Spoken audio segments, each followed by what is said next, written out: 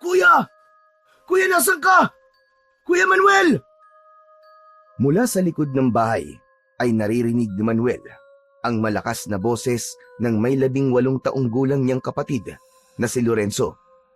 Bumungad ito sa kanyang harapan, pawis na pawis at halatang galing sa pagtakbo. Oh, bakit ka sumisigaw? Sandali! Sandali, kuya! Ano nga sabi? Bakit parang hinahabol ka ng mga halimaw? Si Kuya Leo, nakikipagduelo raw ng itak. Doon kay Ariel, yung mayabang na anak ni Don Samuel. Kuya, puntahan natin siya. Anak ng putya naman, oo. Talagang itunuloy pa rin niyang pakikipaglaban kay Ariel. Hindi niya naisip na maaari siya mapahamak dahil sa ginawa niyang yun. Tara na, kuya, tara na. Puntahan na natin si Kuya Leo. Baka mapaano siya eh. Pigilan natin. Hindi siya pwede makipaglaban kay Ariel. Magaling yun eh. Tara na, kuya. Bilisan mo. Nanginginig ang mga kamay ni Lorenzo na humawak sa braso ni Manuel. Halata ang takot at pag-aalala sa boses ng nakababata niyang kapatid. Teka, sandali lang. Bitiwan mo muna ang kamay ko. Sige na, kuya. Punta na natin sila. Pigilan mo ang duelo nila. Kung kanina pa nagsisimula ang duelo, hindi na natin mapipigilan ang laban na yun. May batas na sinusunod ang duelo. At alam mo yan, Lorenzo. Tara na, kuya. Ang mahalaga, naroon tayo. Ay, anak ng putya talaga o nakakainis. Para lang sa isang babae, magpapakamatay siya. Alam niyang mahusay si Ariel pagdating sa pakikipagduelo gamit ang itak. Ay, nakakabwisit talaga. Hindi marunong mag-isip. Sa isang liblib na baryo ng Malalad ay merong matandang kaugalian tungkol sa pakikipaglaban gamit ang itak. Ang duelo ay isang labanan sa pagitan ng mga lalaking handang magbuwis ng buhay para sa antas ng kanilang pamumuhay. Isang pagbibigay pabor tungkol sa napagkasunduang taya o pusta sa nasabing duelo. Walang sino man ang makakapigil ng laban kapag ito ay nagsimula na, maliban na lang kung iutos ng pinakamayamang tao sa lugar sa pamumuno ni Don Samuel, ang makapangyarihang aswang sa kanilang baryo. Walang gustong lumaban sa aswang na ito dahil maayos itong nakipagkasundo kay Mang Estro, ang kapitan ng baryo Malalad. Ayon sa kasunduan, malaya ang sino man na tumira sa baryo basta't walang bibiktimahin na mga tao. Ibig sabihin, pwedeng mamuhay ang mga aswang sa kanilang lugar na parang isang ordinaryong tao. Kaya lang, habang tumatagal, si Don Samuel ay umabuso sa kanyang kapangyarihan. Magmula nang kumita ito ng limpak-limpak na salapi sa pamamagitan ng pagpusta sa duelo. Kasama ang anak nitong si Ariel na 26 na taong gulang.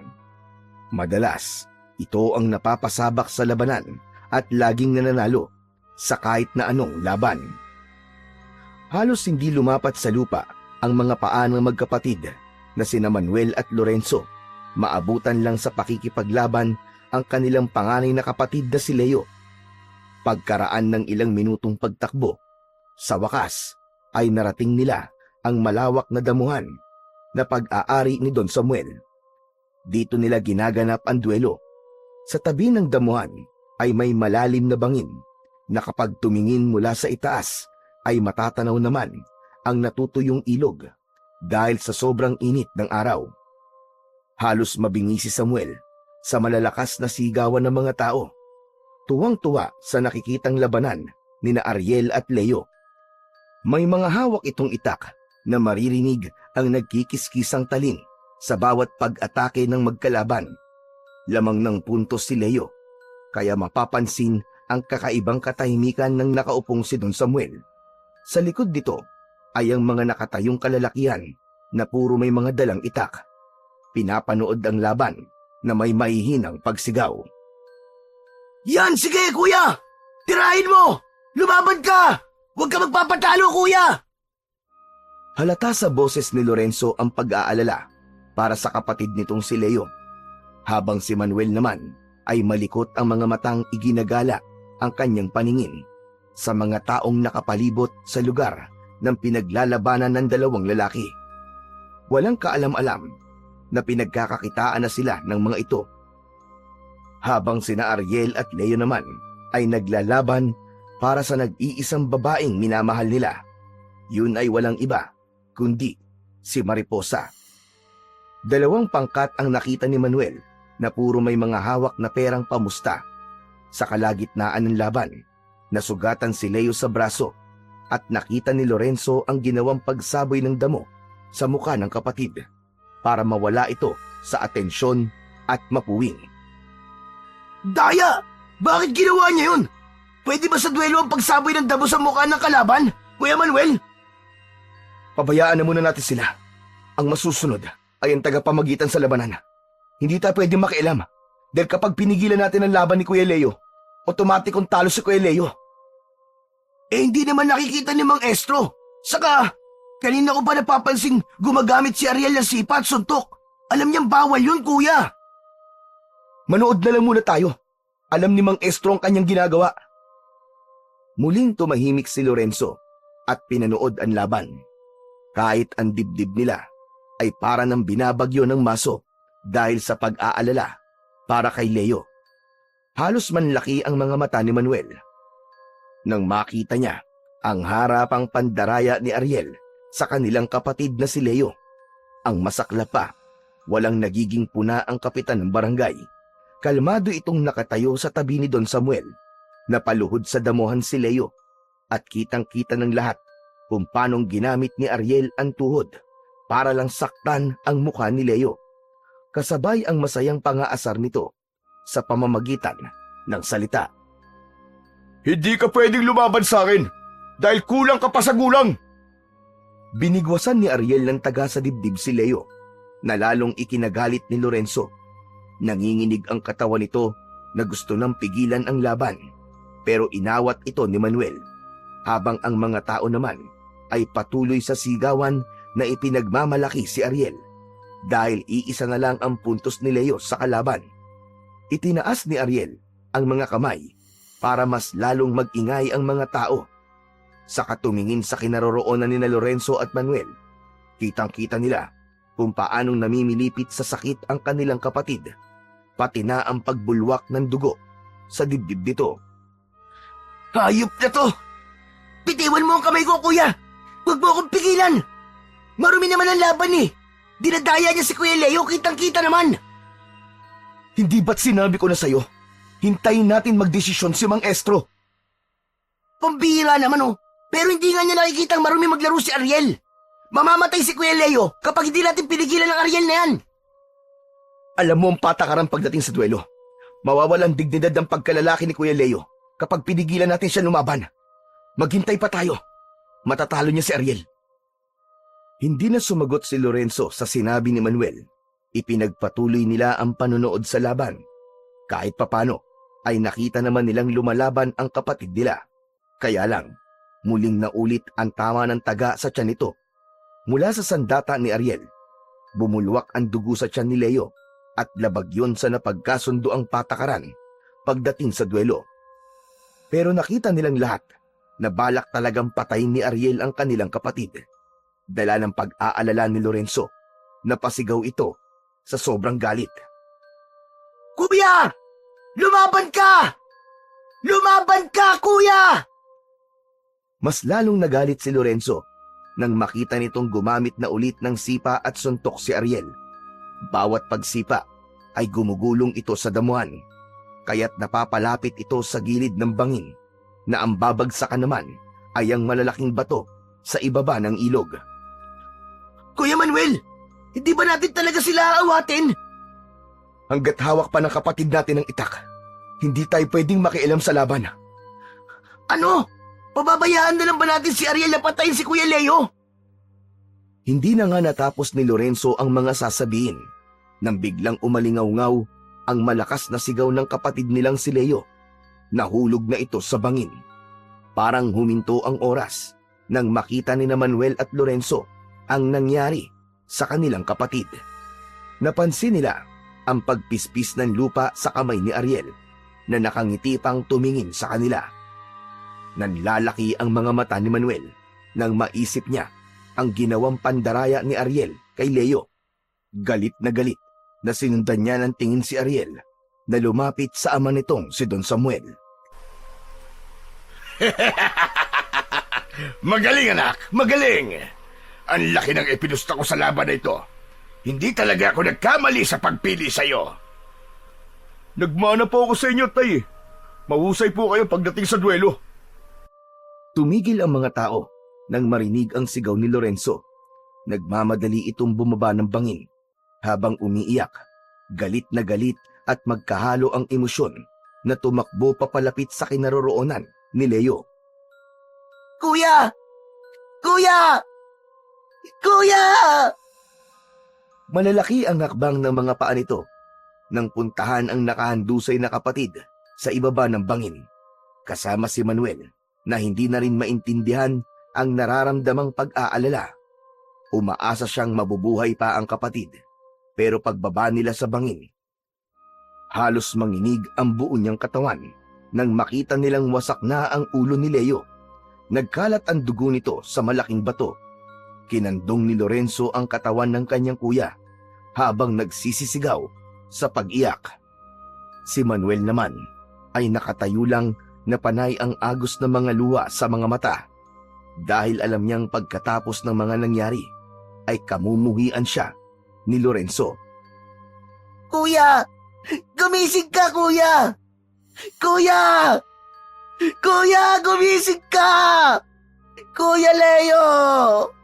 Bakit mo ko iniwan, kuya? Bakit? Bakit hindi ka lumaban? Hindi makatingin si Manuel sa umiiyak na si Lorenzo. Parang sasabog ang kanyang dibdib na gusto niyang pagsusuntukin ang pagmumuka ng mag-ama. Kaya lang, ang naganap ay isang duelo. Kailangan tanggapin ang pagkatalo ng walang tangkang paghihiganti. Pero namatay ang kapatid niyang si Leo dahil sa pandaraya ng kalaban nito sa laban. Maya-maya pa ay dumating na ang mga taong nakasaksi sa nangyari. Kasama sina Don Samuel, Ariel at Mang Estro. Hindi na nga nakapagtimpi sa galit si Manuel. Binigwasan niya ng suntok ang tagapamagitan sa duelo. Mang Estro! Nakita niyo ang pandaraya ng walang yan. Pero wala kayong ginawa. Pinanood niyo lang ang laban. Kayo ang tagapamagitan sa duelo. Anong ginawa niyo? Anong ginawa niyo? Sandali lang, Manuel. Huwag kang magalit kay Estro. Malinis ang naging laban ni Ariel at Leo. Nagduelo silang dalawa at nagkamaling nahulog siya sa bangin. Walang kasalanan si Mang Estro. Nakita na matatanda ang pangyayari. Aksidente lang ang pagkamatay ng kapatid niyo. Oo nga naman, Manuel. Talagang mahusay lang ako pagdating sa pakikipaglaban. Hindi ko dinaya si Leo. Lalaki sa lalaki ang amin naging pustahan. Isa pa, siyang naggamon ng laban. Nang marinig ni Manuel ang sinabi ni Ariel, ay hindi niya na napigilan ang kanyang sarili. Binigwasan niya ito ng suntok sa muka, kaya't bumagsak ito sa malaking bato na may bahid pa ng dugo ni Leo. Hayop ka! Nakita ko ang ginawa mong pandaraya sa kapatid ko. Kaya wag mong sasabing malinis kang maglaro. Kayo marumi maglaro. Hindi kayo marunong tumanggap ng pagkatalo nyo. Kagaya na napagkasunduan, sasagutin ko ang pagpapalibing sa kapatid nyo bilang respeto sa pagkamatay niya. Hindi na nakatiis si Lorenzo na hindi lumapit kay Don Samuel. Pagsisisihan yung mag-ama ang pagkamatay ng aking kapatid. Magbabayad kayo! Magbabayad kayo! Namumula ang mga mata ni Lorenzo na dinuro ng daliri nito ang muka ni Don Samuel at Ariel. Mabilis itong tumalikod para umalis sa kanilang harapan. Kasunod ang mga lalaking nagtulong-tulong sa pagbuhat sa katawan ni Leo. Nahabol na lang ng tingin ni Manuel ang papalayong kapatid habang naiwan siya sa harapan ni Don Samuel at Ariel. Kung gusto mong gumanti, Manuel, sa anak ko, magduelo kayo. Kapag natalo mo si Ariel, bayad na ang buhay ni Leo. Kapag natalo ka naman sa laban, Papag-aralin ko ang kapatid mo. Ibibigay ko ang lahat ng kakailangan ninyong magkapatid. Hindi ako pauutos sa inyo, mga demonyo kayo, para tanggapin ang hamon nyo na isang malaking katarantaduhan. Pero ito lang ang sasabihin ko sa iyo, Don Samuel. Sa oras na magkaharap kami ng anak mong si Ariel, sisiguraduhin ko mapapatay ko siya. May araw din kayo. Tandaan nyo yan. Tay, huwag nyo nang piliting lumaban sa akin ng duwag na yan. Tara na po. Gusto ko magsaya dahil sa tagumpay na nakamit ko ngayon. Wala na akong karibal kay Mariposa. Akin na siya dahil wala na si Leo. Kaya nga binabati kita, anak. Magaling ang ginawa mo. Sige, magpakasaya lang kayo ngayon. Dahil bukas, nasa akin ang huling halakhak. Wala kaming panahon makipag-usap sa taong katulad nyo. Sundan mo na ang kapatid mo para may silbi ka naman. Tara na, tay. Umalis na tayo rito. Sandali lang, anak. Kakausapin ko na muna si Manuel. Mauna ka nang umalis. Sige po, hihintayin ko po kayo sa bahay. Nang umalis sa harapan nila si Ariel, ay saka bumaling kay Manuel, si Don Samuel. Wala tayong pag-uusapan, kaya makakaalis ka na, Don Samuel. At wag na wag niyo akong hahamunin. Hindi niyo alam ang kaya kong gawin. Hindi mo rin alam kung anong kaya kong gawin, Manuel. Hindi isang hamon ang sinasabi ko, kundi pabor sa inyo magkapatid. Gusto kong lumaban ka para sa akin. Sa gaganaping duelo sa baryong ito, ibabagsak mo ang laban at mapupunta sa inyo ang kalahati ng perang mapapanulunan ko. Para ano? Para matulad sa kapatid ko, ganun ba? Pinagkakakitaan niyo maruming laro ng anak niyo. Talaga palang asal-aswang ka na. Utak halimaw ka pa. Ang dapat sa inyo, mawala sa mundong ito. Ikaw ang bahala. Tandaan mo, wala pa ako nagustuhan na hindi ko nakukuha.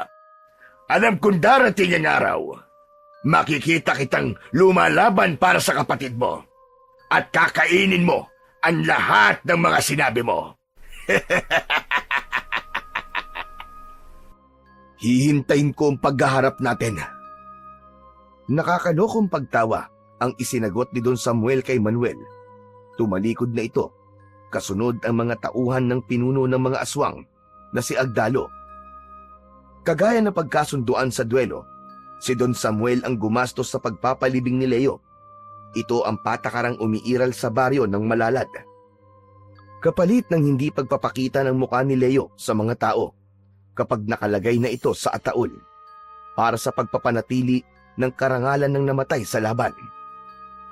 Habang si Lorenzo ay tahimik lang sa isang tabi, makikita sa mata nito ang galit, kaya wala itong kinakausap sa lahat ng mga taong bumibisita sa lamay. Si Manuel naman ay hindi inaalis ang tingin sa nakaupong kapatid. Gusto niya itong lapitan, pero nararamdaman niyang umiiwas sa kanya si Lorenzo. Nakatungo si Lorenzo habang nakaupo paharap sa lamesa. Malalim ang iniisip at panay ang kuyom ng kamao. Hindi na makatiis si Manuel na hindi kausapin ang kanyang kapatid na si Lorenzo. Kaya naman, nilapitan niya ito kahit alam niyang mauuwi lang sa pagtatalo ang pag-uusap nila. Lorenzo, pwede ba tayong mag-usap? Wala tayong dapat pag-usapan, kuya. Alam kong masamang-masama ang loob mo dahil sa nangyari. Pero, pwede ba, kuya? Tama na. Nakalagay na sa kabaong ang kapatid natin. Wala nang dahilan para magsisi pa tayo. Huli na ang lahat. Wala na siya. At kahit sa huling pagkakataon, para makita ang mukha ni Kuya Leo, ay sumunod pa rin tayo sa kaugaliang sinasabi nyo. Kaya wag na, kuya. Wag na tayo mag-usap kahit kailan. Tatuno ng pananalita mo. Parang ako ang sinisisi mo sa pagkamatay ni Kuya Leo, ha? Bakit, hindi ba? Pareho tayo nanood sa duelo. Alam mong si Kuya Leo naghamon ng laban. Kaya wag mong ibunton sa akin ang galit mo. Pinatay ni Ariel ang kapatid natin. Sinadya siyang ihulog sa bangin. Sino gusto mo sisihin ko, ha, kuya? Ako? Ako ba? Hindi ko sinabing sisihin mo ang sarili mo. Pareho tayong nawalan ng kapatid. Nag-aalala lang ako sa'yo na baka tuluyan ka magpadala sa galit mo. At anong gusto mo maramdaman ko, Kuya Manuel? Sa napapansin ko sa'yo, parang sinasabi mong tanggapin na lang natin ang pagkamatay ni Kuya Leo. Lorenzo, hindi yan ang ibig kong sabihin. At ano? Anong ibig mo sabihin? Baka sa mukha ni Lorenzo ang matinding galit nang bigla itong sumigaw, kaya't bumaling ang atensyon ng mga tao sa kanilang magkapatid. Walang tigil na pinagsususuntok ni Lorenzo ang kaharap na lamesa hanggang sa dumugo na ang mga kamay nito. Pumatak ang luha kasama ng pulang likidong dumikit sa tabla. Ipaliwanag mo, kuya! Bakit umabot sa ganito? Tama na. Tama na, Lorenzo. Huwag mong saktan yung sarili mo. Huwag mo akong pakikialaman. Wala kang ginawa para sa kanya. Ilang beses kita sinabihan na itigil na ang laban. Pero nung ginawa mo, pinanood mo lang ang pagkamatay niya. Wala kang kwentang kapatid. Duwag ka. Isa kang duwag. Tama na. Tama na sabi. Kung magpapadaig ka sa galit mo, ganyan, walang direksyon. Pati ang sarili mo sinasaktan mo. Eh ano to? Ganun na lang ba ang mangyayari kay kuya? Alam ng lahat ng tao rito na pinatay siya. At alam mo yon, Kuya Manuel. Dinaya sa laban ng kapatid natin. Pababayaan na lang ba natin siya sa hukay na walang mananagot? Pinag-aral niya ako. Marami siya mga pangarap na gustong makita sa akin. Paano na ngayon? Kahit makapagtapos ako ng pag-aaral, kahit gaano pa kaganda ang gawin ko, makikita pa ba niya? Kuya, kapatid natin si Kuya Leo. Tulungan mo siya. Bigyan mo siya ng katarungan sa pagkamatay niya. Para ano, Lorenzo? Para lalong yumaman ng mga halimaw na yon. Hindi mo ba nakikita? Hindi sila mga tao. Wala silang pakialam sa buhay natin. Maibabalik ba ng duelo ang buhay ni Kuya Leo? Wala akong pakialam. Kahit hindi na maibalik ang buhay niya. Ang mahalaga, mabigyan ng hustisya pagkamatay niya. Tinuturuan mo akong maging duwag, kuya. At ang masakit, ikaw ang panganay sa ating dalawa. Ngunit wala kang ginagawa para sa kanya. Tuluyan ang nagdilim ang paningin ni Manuel dahil sa mga sinabi ni Lorenzo. Kaya't nasuntok niya ito sa muka. Sige! Gusto mong gumante? Sige! Gusto mong gumante? Ano ba akala mo sa akin, manhead? Akala mo ba wala lang sa akin yun? Nagagalit ako. Parang gusto sumabog ng dibdib ko dito sa utak ko. Sa isip ko, nakikita ko nangyari sa kapatid natin. Bibigyan ko ng katarungan ng pagkamatay ni Kuya Leo. Pero hindi sa paraan na gusto mo. Total, dalawa na lang tayo. Bumalik na lang tayo sa Maynila. Umalis na tayo sa baryong to. Mag-aral ka ulit. Hindi dahilan ng pagkamatay ni Kuya Leo para tumigil din ang buhay mo. Hindi, kuya! Alam mo kung anong gusto kong mangyari. Bakit ayaw mo labanan si Ariel? Takot ka ba sa kanya? Bakit hindi mo gamitin sa kanya ang itak ni tatay? Duwag ka, kuya! Duwag ka! Padakot na hinawakan ni Manuel ang kwelyo ni Lorenzo. Inilapit niya ang mukha nito sa mukha niya. Halos manginig ang kanyang kamay dahil sa tinitimpi niyang galit. Wala akong kinatatakutan, Lorenzo. Dapat igalang ang duelo ng aswang at tao para maiwasan ang hindi pagkakaunawaan sa pagitan ng dalawang nilalang. Alam mong hindi tao ang kalaban natin dito, kundi mga halimaw, mga kampo ni Satanas. Kaya kung hindi ka papibigil sa galit mo, wala rin patutunguhan ng buhay mo. Ang kapatid natin na naghamon ng duelo, kaya dapat nating igalang ang pasya ng nakatatanda. Ano ka mo, kuya? Igalang?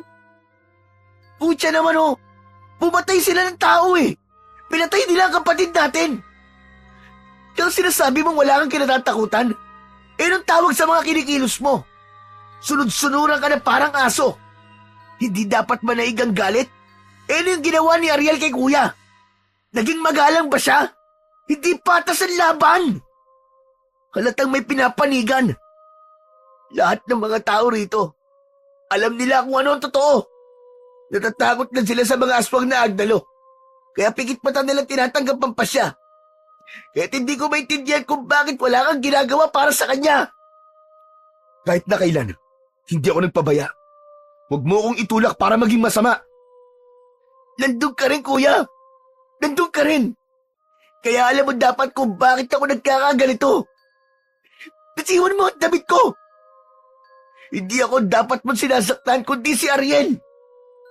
Kuya, patutunayan ko sa'yo na hindi ako duwag na kagaya mo. Malalakas na kamay ni Lorenzo ang humawak sa kamao ni Manuel para tanggalin ang pagkakakapit niya sa damit nito. Padabog na umalis sa kanyang harapan ang kanyang kapatid. Saka lumabas ito ng bakuran. Diretso sa madilim na daan, papunta sa likod ng kanilang bahay. Nang mawala sa kanyang paningin si Lorenzo, ay saka lamang bumundol ang kaba sa kanyang dibdib. Dahil sa pag-aalala, naramdaman niya ang paglapit ni Mang Estro sa kanyang tabi. Ipinatong nito ang palad sa kanyang balikat. Sinabi ni Mang Estro sa kanya na hayaan na lang daw muna niyang mapag-isa si Lorenzo. Katarungan ang hinihingi ni Lorenzo para sa aming kapatid. Kayo ang mga nakakita sa laban ni Kuya Leo at Ariel. Mang Estro, wala bang mali na dapat itama? Humarap si Mang Estro kay Manuel. Ipinaliwanag nito na aksidente ang pagkakahulog ni Leo sa bangin. Nakapagpasya na rin ang mga tagahatol sa laban. Ang lahat ay sumang-ayon na walang pananagutan si Ariel sa mga nangyari. Kaya't kahit anong gawin nila, wala nang mababago pa sa pasya ng pamunuan ng duelo sa Itak. Kaya dapat lang na igalang kung ano ang napagkasunduan. Kung ganun, wala na kami magagawa ni Lorenzo kundi tanggapin ang mga nangyari. Bagamat mura pa ang kanyang isip, nararamdaman ko ang kumukulong dugo sa kanyang dibdib. Hindi ko kayang kontrolin ng kapatid ko. Ngayon ko lang siya nakita nagalit ng ganun. Natatakot ako para sa kaligtasan niya, pati sa maaari niyang gawin. Tinapik ni Mang Estro ang balikat ni Manuel. Saka muling nagsalita. Sinabi nito na masyadong mapanganib kung kakalabanin ang aswang na Agdalo. Marami ang madadamay at mamamatay. Magiging komplikado lang daw ang lahat. Ano to? Sinasabi niyo bang dapat tayong sumunod sa lahat ng gusto nila? Sa tono po ng pananalita niyo, Mang Estro, tuluyan na ba tayo magpapaalipin sa mga aswang na yon? Hindi na sumagot ang matanda sa mga sinabi ni Manuel. Sa halip ay umalis itong tahimik sa tabi niya at muling bumalik sa upuan. Kaya muli siyang napasulyap sa nakasaradong ataol ng kapatid niyang si Leo, habang si Lorenzo naman ay hindi na nga bumalik muli. Hanggang sa mailibing si Leo ay hindi na nagpakita si Lorenzo sa kanya. Alam ni Manuel na nagpapalipas lang ito ng sama ng loob para sa kanya. Pero kahit nagkatampuan silang dalawa ni Lorenzo, hindi nito matitiis na hindi makita si Leo sa huling hantungan nito. Hindi niya maiwasan ang hindi mag-alala para sa kapatid, lalo pat 2 araw na itong hindi nagpapakita sa kanya. Pagsapit ng gabi, matyagang naghintay sa bahay si Manuel. Umaasa siyang babalik na uli si Lorenzo. Kaya lang, ibang tao ang dumating. Pangkat ni Don Samuel, kasama ang mga alalay nito na may mga dalang itak. Napatayo siya sa kanyang kinauupuang bangko na gawa sa kahoy. Anong kailangan niyo, Don Samuel? Bakit kayo na parito? At kasama niyo pa ang mga tauhan niyo. Gusto ko lang ipaalam sa'yo na 2 araw nang nasa akin ang kapatid mo. Wala kaya tang balak hanapin ang kapatid mo. Kaya ako na ang lumapit sa'yo. Anong ginawa niyo sa kanya? Ginugulo lang naman kami. Kaya hindi na ako nakatiis. Si Lorenzo, nasaan ang kapatid ko? Nasaan siya? Anong ginawa niyo sa kapatid ko? Huminahon ka lang, Manuel. Huminahon ka lang. Binabantayan siya ng anak kong si Ariel. Alam mo ba't sumugod siya sa mansyon? Pinagbababato niya ang bahay ko at tinahamon ng duelo si Ariel. Kaya lang, hindi pa siya pwede sa ganong labanan dahil masyado pa siyang bata. Nasaan ang kapatid ko? Pakawalan niyo siya! Teka, huwag ka naman sumigaw. Wala pa akong ginagawa sa kanya. Sa ngayon, hindi ko alam sa mga susunod na araw. Baka hindi na ako maging mabait sa kanya. Pakawalan niyo si Lorenzo. Kapag may nangyaring masama sa kapatid ko, tandaan mo to, Don Samuel. Papatayin kita. Masyado kang matapang. Pero hindi naman yata pwede ang gusto mo mangyari. Ganito, pakakawalang kulang ang kapatid mo kapag tinubos mo siya ng isang duelo laban sa anak ko. Anong ibig mo sabihin? Simple lang. Palalayain ko siya, pero ikaw ang kapalit. Kung natatandaan mo pa ang mga sinabi ko, alam mo na kung ano ang gusto kong mangyari. Hindi. Hindi ako susunod sa gusto niyong mangyari. Pakawalan niyo ang kapatid ko, tapos. Kaya lang, may pusta na ako eh. Hindi na pwedeng umatras. Ganun ako kadesperado sa'yo. Alam ko rin na papayag ka sa sinasabi ko. Kaya huwag ka nang magmatigas. Wala ka na magagawa, kundi ang sumunod sa lahat ng mga sinasabi ko. Bingi ka ba? O nagbibingi-bingihan ka lang? Sinabi ko lang hindi ako papayag sa gusto mo mangyari. Tao ako, hindi hayop, at lalong hindi isang laruan na pwede niyong utos-utusan at paikutin sa palad niyo. Napansin ni Manuel na sumenyas ng daliri si Don Samuel. Pagkatapos ay umalis ang 4 na tauhan nito. Pagbalik ay hila-hila na si Mang Estro. Nakagapos ang mga kamay, kasama ang 3 pang mga lalaki. Pinaluhod sa lupa ang mga ito at iniharap sa kanya. Habang umiiyak at nakikiusap, nalubaban si Manuel sa duelo dahil gusto pa ng mga tao ito na mabuhay. Siguro naman ay alam mo na kung ano ang ibig kong sabihin ngayon, Manuel. Hindi lang ang buhay ng kapatid mo ang nakataya dito, maging ang buhay ng mga kababaryo mo. Hayop ka talaga, Don Samuel. Ano to, sapilitan? Bakit ako ang gusto mo lumaban para sa anak mo? Dahil gusto ko. Maikli lang ang pasensya ko, Manuel. Madali lang din uminit ang ulo ko. Malaki ang itinaya ko sa pustahan, kaya malaki rin ang puhunan ko sa laban na ito. Ikaw ang pinili nila lumaban sa anak ko. Kaya, tulad na sinabi ko sa'yo, ilaglag mo ang laban para manalo ako. Dahil kung hindi, matutulad siya sa mga gagawin ko sa mga taong ito. Alam kong tinatakot niyo lang ako para sumunod sa lahat ng gusto niyo. Ganun ba? Humarap si Don Samuel sa mga nakaluhod na lalaki. Ganun na lang ang panlalaki ng mga mata ni Manuel.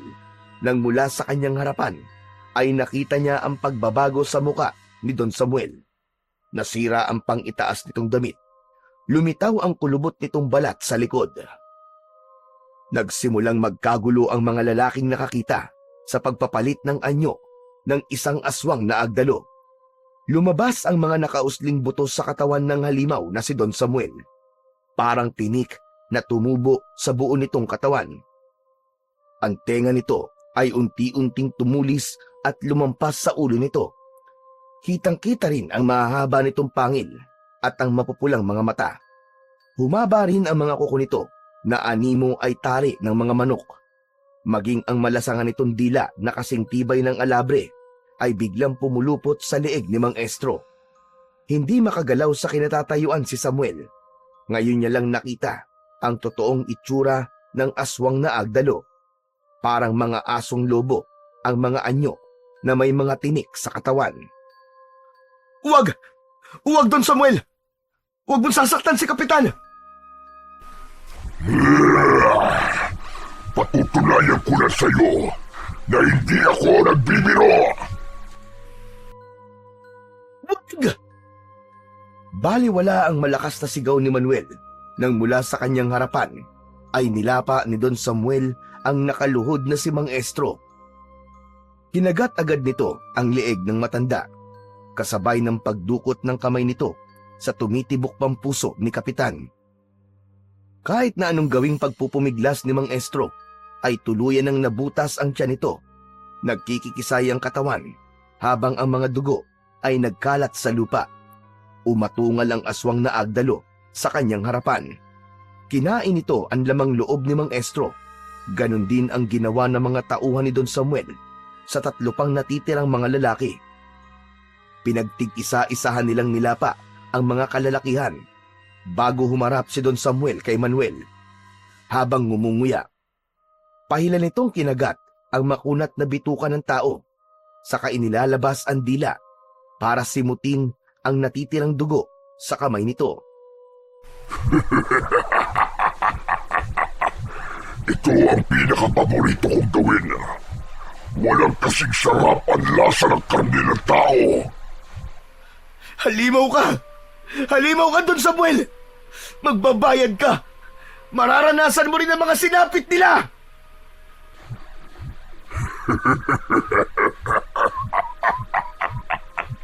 Sayang lang ang tapang mo kung hindi mo tatanggapin ang inaalok ko sa'yo. Kasalanan mo ang pagkamatay nila. Pinatay ko ang tagapamagitan bilang tanda ng pagtutol mo sa kasunduan. Siguro naman ay papayag ka na dahil alam mong hindi ako marunong magbiro. Dala ng matinding galit, sinugod ni Manuel ang pinuno ng aswang na agdalo. Sinubukan niyang patamaan ito ng suntok sa muka. Kaya lang, nadulas siya sa nagkalat na dugo sa lupa. Bumagsak siya sa lupa, kaya't nagkaroon ng pagkakataon ang mga tauhan ni Don Samuel na pagtulungan siyang bugbugin. Huwag niyong patamaan ang muka sa katawan niyo ng banatan.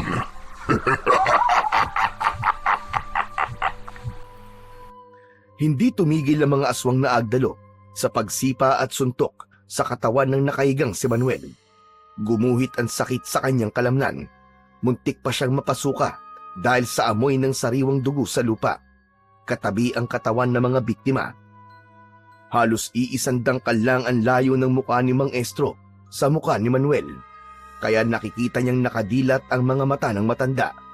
Nakabuka ang bibig at sa tenga nito ay may lumalabas na dugo. Unti-unting bumalik sa dating anyong tao si Don Samuel. Yumuko ito kay Manuel na nakadapa sa lupa.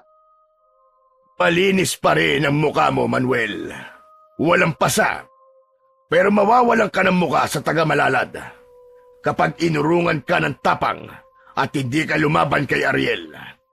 Kapag nangyari yon, para mo na rin pinatay ang kapatid mo. Hindi mo na siya makikita kahit kailan. Alalahanin mo, Manuel, si Lorenzo ang nagsimula ng laban. Kaya kahit bali-bali ang tadyang mo, dapat sumipot ka sa duelo. Tumayo ng tuwid si Don Samuel, saka isinenyas sa mga tauhan nito na dalhin si Manuel sa lugar na paglalabanan nila ni Ariel. Paano pa siya makakalaban? Ramdam na ramdam niya ang pananakit ng kanyang katawan.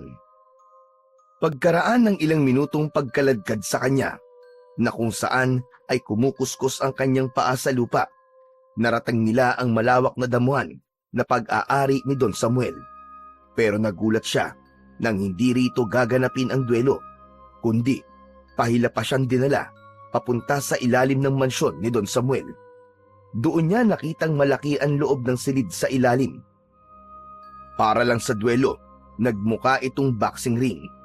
Kapansin-pansin ang dinaanan nilang mga rehas na bakal.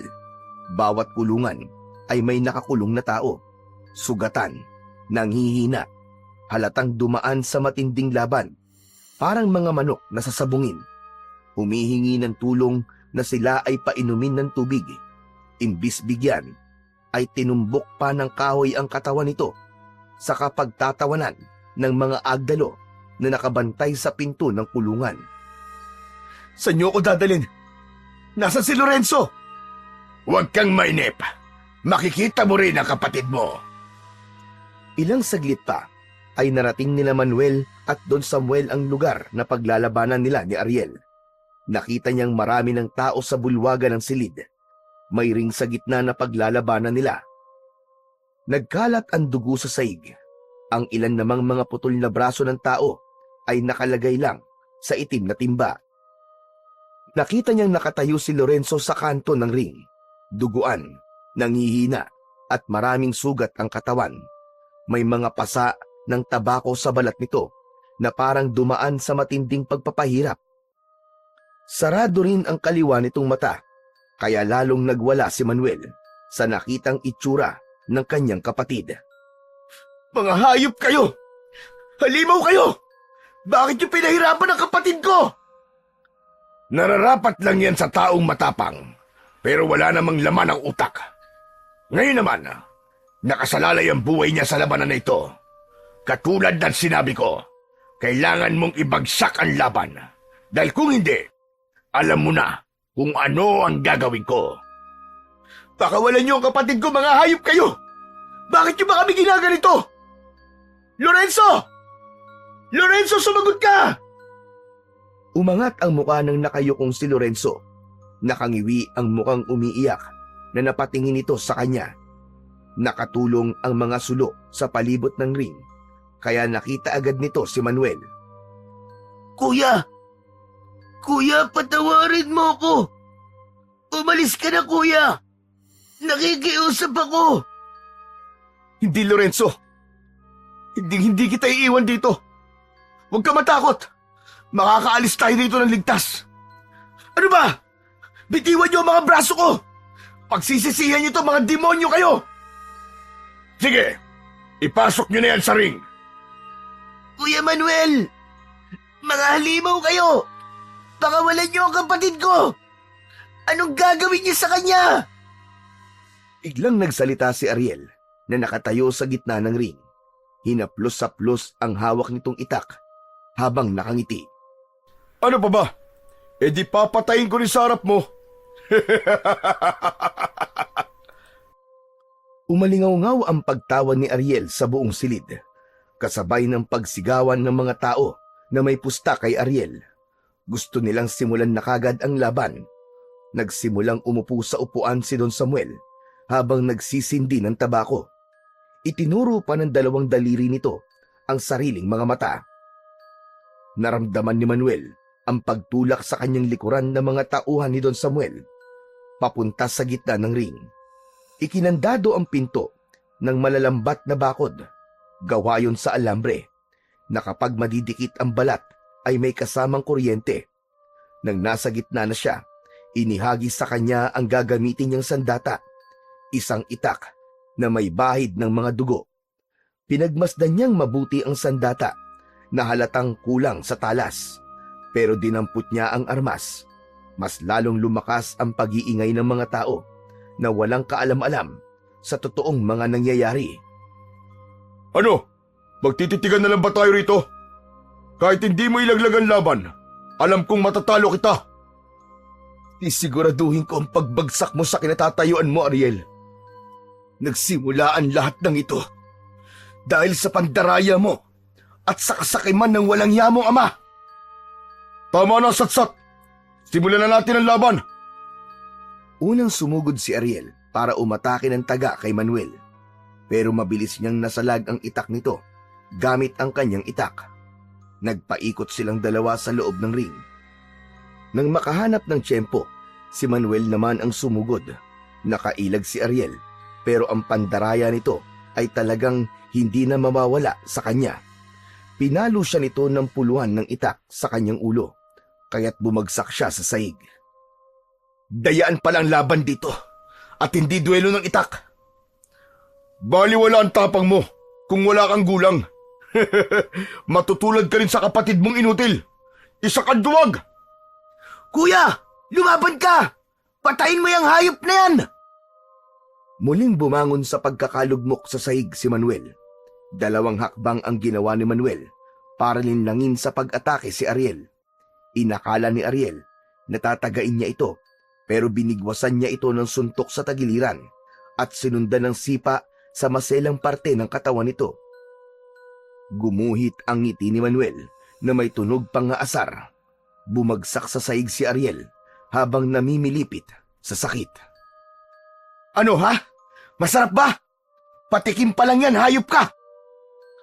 Mas lalong lumakas ang sigawan ng mga tao nang makapuntos si Manuel.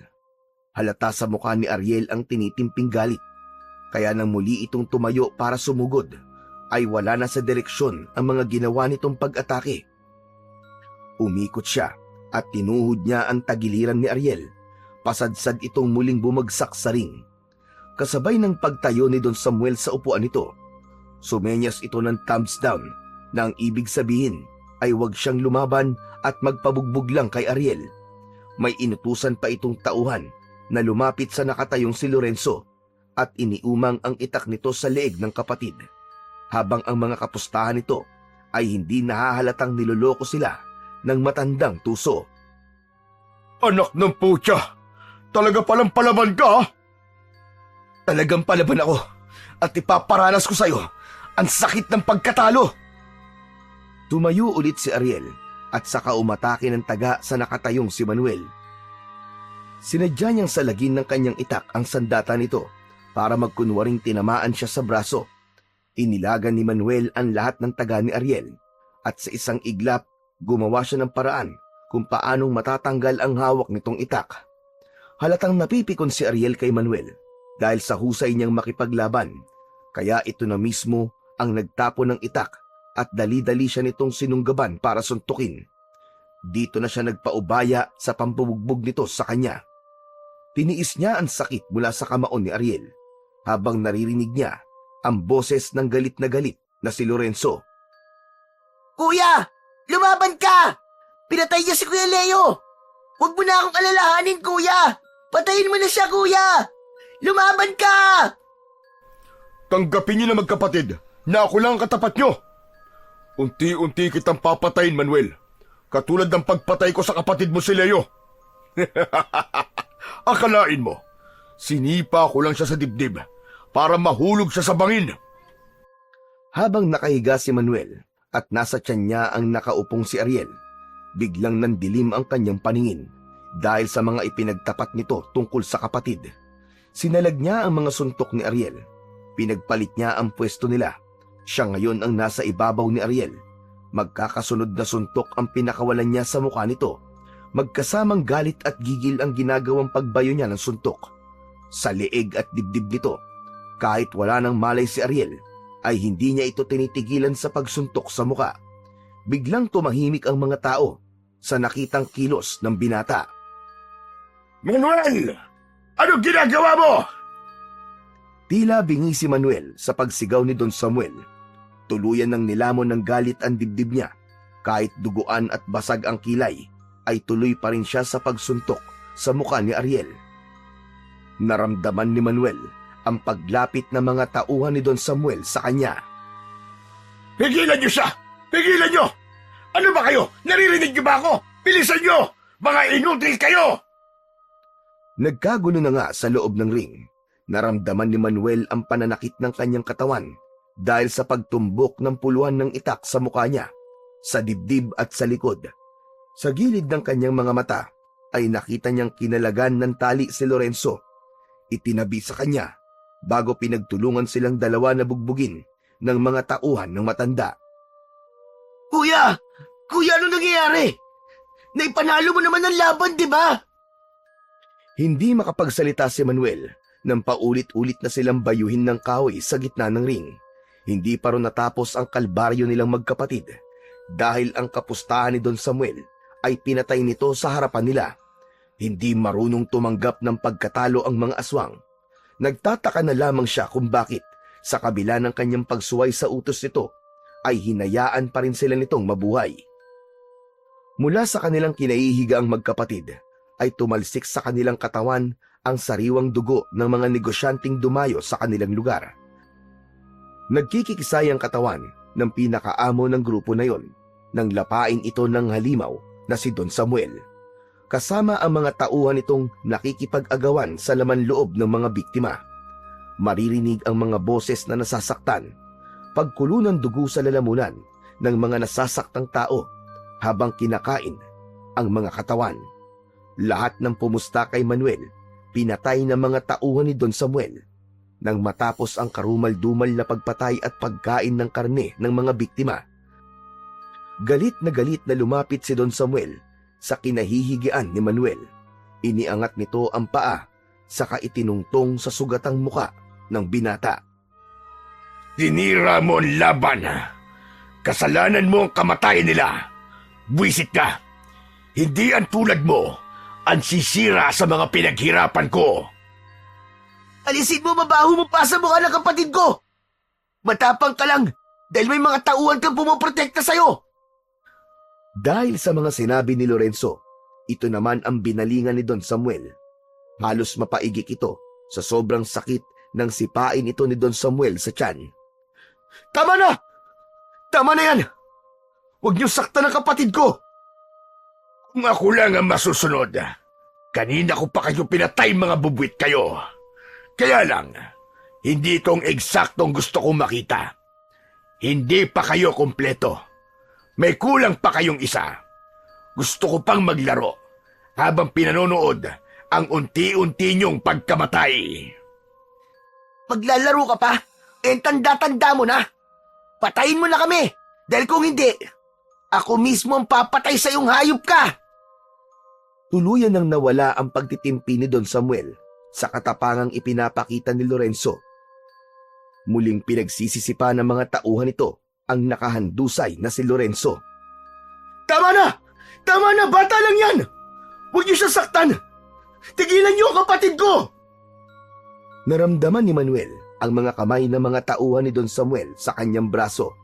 Saka siya itinayo ng mga ito at iniharap sa nakatayong matanda. Para siyang humarap sa halimaw na may nakakadiring itsura. Mapupula ang mga matang nakatitig sa mukha niya, kaya amoy na amoy niya ang mabahong singaw ng katawan nito, na amoy nabubulok na katawan ng bangkay. Lumapit ito sa kanya, kitang-kita niya ang paglabas ng malagkit nitong dila, pati na ang sariwang dugo na nakadikit sa balahibo nito sa bibig. Ikulong niyo na ang lalaki ito. May plano na ako sa kanila. Paghiwalayin niyo. Si Ariel, dali niyo sa itaas at gamutin ang mga sugat niya. Linisin niyo rin ang ring na ito. Dating gawi, burahin niyo ang bakas na mga dugo sa sahig. Teka, saan niyo dadalhin ang kapatid ko? Kuya! Lorenzo! Ibalik niyo sa akin ang kapatid ko, mga hayop kayo! Sige na, dalhin niyo na yan. Wag! Wag! Saan niyo ako dadalhin? Don Samuel, ang kapatid ko! Iniwan niyo ang braso ko! Lorenzo! Nagtawanan pa ang mga aswang na agdalo sa pagkaladkad kay Manuel, papunta sa madilim na sulok ng silid. Dumaan pa sila sa hagdan sa ilalim, at pabalya siya nitong binitiwan, papasok sa kulungan. Naramdaman niya ang mabuhanging sahig ng kulungan, pati ang ingay ng kandado sa pintuan ng rehas na bakal. Mayaman lang talaga ang may kakayahang bumili ng solidong bakal na pwedeng gawing kulungan. Mga hayop kayo! Pakawalan niyo ako dito! Ang kapatid ko! Ibalik niyo si Lorenzo! Dala ng matinding galit ay pinagsusuntok ni Manuel ang bakal na kulungan. Parang binabayo ang dibdib niya ng martilyo dahil sa pag-aalala para sa kanyang kapatid. Magsisisigaw pa sana siya nang marinig niya ang boses ng isang matandang lalaki. Nakaupo ito sa madilim na gilid ng kulungan. Tanging ang liwanag na nagmumula sa gasera ang nagsisilbing ilaw sa loob. Walang makakarinig sa iyo dito. Kaya baliwala ang pagwawala at pagsisisigaw mo. Makakaistorbo ka lang sa mga taong nakakulong dito. Sino ka? Ang pinakamatandang tao na nakakulong sa rehas na bakal na ito. Ako ay si Lolose. Sa edad kong 73 taong gulang, masasabi kong panlimang binata ka nang nawawala sa kulungan na ito. Hindi ako natatakot mamatay. Mas takot ako kapag nalaman kong pinatay nila ang kapatid ko. Sa nakikita ko, hindi pa tapos ang paglalaro ng pinuno ng Agdalo sa inyong magkapatid, kagaya ng ginawa nila sa aking anak. Narinig ni Manuel ang pagkaluskos sa saig. May kasamang tunog ng kadena. Lumapit sa kanya ang matandang lalaki. Payat, walang damit pang itaas, kaya nalantad ang manipis nitong dibdib. May suot itong kwintas sa liig Pero ang mas umagaw sa atensyon niya ay ang kadenang nakagapos sa paa ni Lolo Jose. Tatang, bakit may kadena ang paa niyo? Saka bakit kayo nakakulong dito? Dahil ako lang ang nakakaalam kung paano silang malalabanan. Isa pa, sinugod ko si Samuel sa kanyang mansyon nang patayin nito ang aking anak sa isang duelo. 20 taon na akong nakakulong. Ilang beses ko nang tinangkang tumakas, pero nabibigo lang ako. Bakit hanggang ngayon po, hindi pa rin nila kayo pinapatay? Dahil interesado siya sa suot kong mutya ng tutubi. Hindi niya ito makukuha hanggat walang ritual ng pagsasalin sa sino mang pagpapasahan ko nito. Wala po akong alam sa mga mutya, Tatang. Ang gusto ko po ay makatakas dito para iligtas po ang kapatid ko. Tumawa si Lolo Jose sa mga sinabi ni Manuel, saka lumapit sa bilog na bato at may dinukot ito sa ilalim. Inilabas ng matanda ang kulay pulang maliit na bag, saka isang uri ng talim na may kakaibang hugis. Sa gitna ng sandata ay may gomang nakatali. Ano po mga bagay na yan, Tatang? Isang uri ng sandatang magagamit mo sa pagtakas. Ano? Aba, ngayon lang po ako nakakita ng ganyang klaseng talim. Talagang pambihira ang sandatang ito dahil wala ito sa Pilipinas. Naiwan lang ito ng lalaking una kong nakasamang nakulong dito. Isang dayuhan na dinaya ni Samuel sa pustahan. Ang tawag dito ay boomerang. Ano po? Ang boomerang ay isang uri ng lumilipad na kagamitan na karaniwang gawa sa kahoy, plastik o kaya naman ay bakal. Ito ay kilala sa kanyang kakaibang katangian na bumabalik sa gumagamit kapag ito ay inihagis ng tama sa ere. Meron itong iba't ibang anyo at disenyo, ngunit ang pinakasigat ay ang hugis B o L na talim nito. At sa lahat ng sandata, ang boomerang ang masasabi kong ang pinakamatalim. Kaya nitong pumugot ng ulo ng aswang sa pamamagitan ng pag-ikot nito. Tatang, bakit niyo po sinasabi sa akin ng tungkol sa boomerang? Dahil sa tingin ko, ikaw na ang karapat-dapat na gumamit ng sandata na ito. Mula sa kulungang ito, sa maliit na bintana ng pader, nakita ko kung paano kang lumaban kanina. Alam kong ang pakay ni Samuel ay ang paglaglag mo sa laban. Pero mas nanaig sa'yo katarungan para sa iyong kapatid. Nakita ko nakakaiba ang husay mo sa pakikipaglaban. Naalala ko sa iyong galaw ang namatay kong anak. Alam ko rin na kaya interesado sa iyo si Samuel ay dahil sa galing mong lumaban. Pero Tatang, hindi ko po matatanggap yan. Kung gusto mong mailigtas ang iyong kapatid, tanggapin mo ang sandatang ito. At sa tulong ng mutya ng tutubi, magagawa mo ng lumaban sa mga aswang na agdalo. Pero bago yan, tutulungan mo ring tumakas ang ibang mga lalaking nakakulong dito bago sila patayin at gawing pagkain ng mga agdalo. Pero Tatang, hindi ko po alam ang gagawin ko. Natatakot akong baka matulad si Lorenzo sa kapatid naming namatay. Nailibing siya nang hindi man lang namin nakita ang kanyang muka. Dahil ang batas ng duelo ng itak ay ilagay sa ataw ng lalaking namatay sa labanan nang nakasara ang kabaong. Teka, paano niyo pong nalaman po ang tungkol dyan? Dahil nangyari na rin yan sa aking anak. Abot hanggang langit ang galit ko nang malaman kong wala na ang katawan ng aking anak sa kabaong niya. Nakita ko kung paanong kinain ni Samuel ang patay na katawan ng anak ko. Kaya nga ako nakulong para panatiling lim ang gawain ng mga aswang na agdalo. Teka, sinasabi niyo ba, Tatang, na kinain rin nila ang katawan ni Kuya Leo ko? Na maaaring nangyari sa kapatid namin ang nangyari sa anak niyo, ganun ba? Posible. At kung ayaw mo maniwala, hukayin mo ulit ang libingan niya. Makikita mong katawan na lang ng saging ang laman ng ataol ng kapatid mo. Kaya inuulit ko, kailangan mong tanggapin ang boomerang, pati ang mutya ng tutubi. para mailigtas ang kapatid mong si Lorenzo. Bigyan mo ng katarungan ng pagkamatay ng mga lalaking pinaslang ng mga Agdalo. Panahon na para wakasan ang kanilang kasamaan. Pero, Tatang, hindi po ako marunong gumamit ng boomerang eh. Huwag kang mag-alala. Dahil ang mutya ng tutubi ang tutulong sa'yo, tutulungan ka ng gabay sa dapat mong gawin. Kailangan mo lang na magtiwala.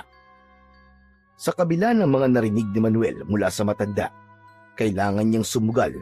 Gusto niyang bigyan ng hustisya ang pagkamatay ng kanyang nakatatandang kapatid at iligtas ang buhay ng kanyang nakababatang kapatid na si Lorenzo.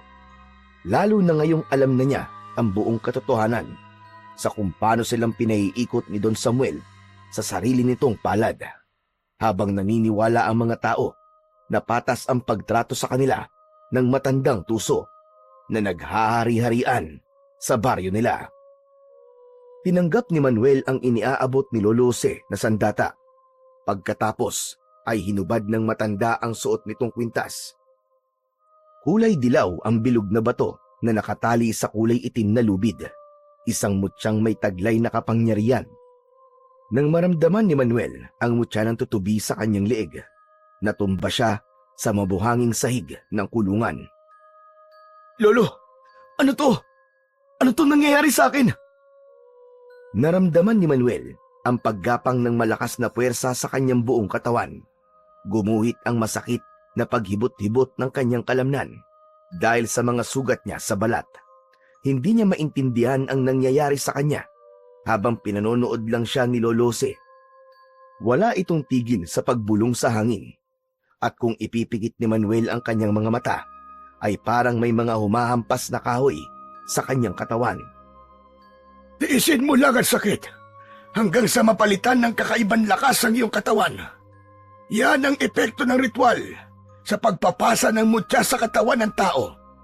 Ngayon naman, ipikit mo ang iyong mga mata at hawakan mo ng maigi ang sandata. Mapapansin mo ang unti-unting pagbabago sa pakiramdam mo. Magkakaroon ka ng talas ng paningin, pandinig at pangamoy. Pakiramdaman mo ang hangin sa iyong paligid. Makikita mo ang iyong gabay na tutubi. Ituturo niya sa iyo kung saan ang tamang direksyon ng paghagis mo sa boomerang. Dahan-dahang tumayo si Manuel. Tinignan niya ang mga sugat niya sa katawan. Nawala ang sakit kahit may mga bakas ng tama ng itak sa kanyang balat. Nakikita niya rin ang maliwanag na kulay ng isang tutubi na umiikot sa kulungan. Parang itinuturo ng gabay ang tamang daan palabas ng rehas. Tumalas ang kanyang paningin. Kahit madilim ay maliwanag niyang nakikita ang buong paligid. Ikaw lang ang makakakita sa liwanag ng boomerang at sa iyong gabay. Sige na, kumilos ka na. Tapos na ang pagsasalin. Magagawa mo ng lumaban. Tatang, aalis po ko rito, pero kasama kayo. Tumabi po kayo, Tatang. Susubukan kong putulin ng boomerang ang kadenang nakagapos sa inyong mga paa. Umiwas si Lolo Jose sa nakaporma ng si Manuel. Isinangkal nito ang kadena sa batong pinagkunan ng matanda sa mutya. Buong lakas na pinutol ni Manuel ang kadena gamit ang kanyang armas. Hindi siya makapaniwalang naputol niya kagad ang kadena sa sobrang talas ng boomerang. Pati ang kandado ng kulungang ito, magagawa mo na sirain ang talim ng iyong sandata. Sige na, iligtas mo na rin ang ibang mga bihag. Malakidlat ang naging pagkilos ni Manuel. Nang walang kahirap-hirap niyang natanggal ang kandado ng kulungan. Maingat ang kanilang mga akbang na lumabas sa kulungan. Sa kanila pinuntahan ang 4 na kulungan at pinakawalan ang mga bihag dito. Nauna sa paglalakad si Manuel. Mula sa kanyang kinatatayuan ay nakita niya ang 2 aswang na nakabantay sa pintuan. Sinundan niya ang kanyang gabay na tutubi at sa pagbitaw niya ng boomerang ay mabilis ang naging pag-ikot nito sa ere. Kitang-kita ng binata kung paanong gumuhit ang talim sa leeg ng mga nakatayong aswang. Pagbalik sa kanyang kamay ng sandata ay magkasabay na gumulong sa sahig ang ulo ng mga agdalo. Sinulyapan niya sina Lolo Jose na nagtatago sa pader, kasama ang 4 na mga bihag na lalaki. Tama mga kasama, sumunod tayo kay Manuel. Sandali lang po. May mga bantay pa po sa labas. Saglit na tumigil sa paghakbang ang mga kasama nilang biyag. Sa kadahan-dahang lumabas si Manuel sa pintuan ng silid. Nakita niya ang ring na pinaglabanan nilang dalawa ni Ariel. Hinanap ng kanyang mga mata si Lorenzo, pero wala ang kapatid niya. May mga agdalo na nagulat sa paglitaw ni Manuel. Bago pa makasigaw ang mga aswang, ay tuluyan niya ng pinakawalan sa ere ang bumirang. Bawat bitaw ni Manuel sa kanyang sandata ay bumabalik ito sa kanyang mga kamay. Pinuntirya niya ang dibdib ng nag-iisang halimaw na nakatayo. Mula sa kanyang kinaroroonan ay nakita niyang bumaon ang talim sa katawan nito. Sumuka ng dugo ang nilalang, saka bumagsak sa saig. Dilat ang mga mata na nakaawang ang bibig. Malalaki ang mga hakbang na pinangunahan niya ang pagtakas. Nagawa nilang makalabas sa ilalim ng mansyon, papunta sa pintuan ng kuwebang nakaugnay sa kakahuyan. Lolose, kayo na po ang bahala sa kanila. Bakit? Saan ka pupunta? Kailangan ko pong balikan ang kapatid kong si Lorenzo. Ililigtas ko po siya. Hindi pa ngayon ang tamang oras, Manuel. Kailangan mong sumama sa amin sa pagtakas. Mahuhuli ka lang nila. Masyadong delikado ang gagawin mo. Pero paano po ang kapatid ko? Alalahanin mong hawak nila si Lorenzo. Gagamitin nila ang kapatid mo para mapasuko ka. Makukuha nila sa iyo mutya, pati na ang iyong sandatang bumerang. Bukas ng umaga tayo lulusob. Mahihirapan tayong kumilos dahil sa kasama nating mga biyag. Sugatan sila at mabagal maglakad. Hindi magtatagal, malalaman ni Samuel na nakatakas na tayo. Naisip ni Manuel na may punto rin ang sinasabi ni Lolose. Itutuloy na sana nila ang paglalakad nang sa paglingon ni Manuel sa kanilang huling dinaanan ay nakita niya ang pangkat na mga halimaw. Tumatakbong humahabol sa kanila. Umaangil na papalapit sa kanilang kinaroroonan. Tumakbo na tayo! Naririyan na sila! Bilisan nyo! Diyos ko po, Manuel! Natuntun nila tayo! Halos balutin ng takot si Manuel nang isa-isang tumalon ang mga agdalo at pinalibutan sila sa kanilang kinatatayuan. Nakangising tumutulo ang mga laway na handang sumugod para atakihin sila. Kung lalaban si Manuel, ay hindi rin niya maililigtas lahat dahil sa mga aswang na nakabantay sa kanila. Alertong napaatras at napatakbo ang isang lalaki na kasama ng mga bihag.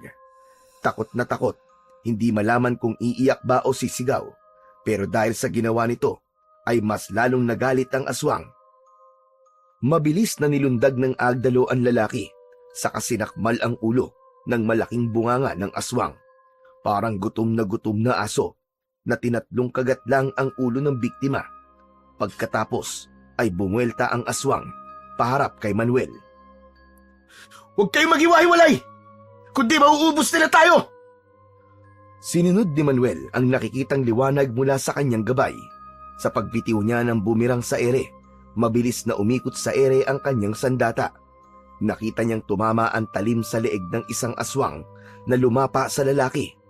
Nagkagulo ang mga ito na parang biglang natakot sa kanyang sandata. Itinaas ni Manuel ang kanyang kaliwang braso at sinalo ang pagbabalik ng bumirang sa kanyang kamay. Kaya't napaatras ang mga aswang at umangil na parang galit na aso. Malakas na umatungal ang mga ito at nakatingala sa langit. Nagtatawag sila ng mga kasama, Manuel. Delikado ito. Umalis na tayo rito bago pa dumating ang mga kasamahan nila. Tumakas na po kayo. Hindi ko po talaga kayang iwan si Lorenzo. Manuel! Sa likod mo! Mabilis na hinarap ni Manuel ang aswang na papasugod sa kanila. Inampas niya ito sa mukha ng kanyang sandata. Bumulwak ang dugo nito sa sugat, kasabay ng pagbagsak nito sa lupa. Sige na po, Tatang! Ako na pong bahala dito! Hindi na hinintay ni Manuel na sumagot ang matanda. Mabilis niyang inatake ng bumirang ang dalawa pang natitirang kalaban. Mabilis na umikot ang talim sa ere at tumama yon sa leeg ng agdalo na humarang sa kanyang dinadaanan. Bumagsak sa lupa ang pugot nitong ulo nagkikikisay na parang nakukuryente, hanggang sa natira na lamang ang nag-iisang aswang na papasugod naman sa kinaroroonan ng matanda at ng mga bihag. Sumirko siya sa hangin, bumagsak sa lupa ang binata, paharap sa aswang. Hinampas niya ito ng talim ng kanyang sandata, tinamaan ito sa dibdib, kasabay ng suntok at sipa ni Manuel na tumama naman sa tagiliran ng halimaw.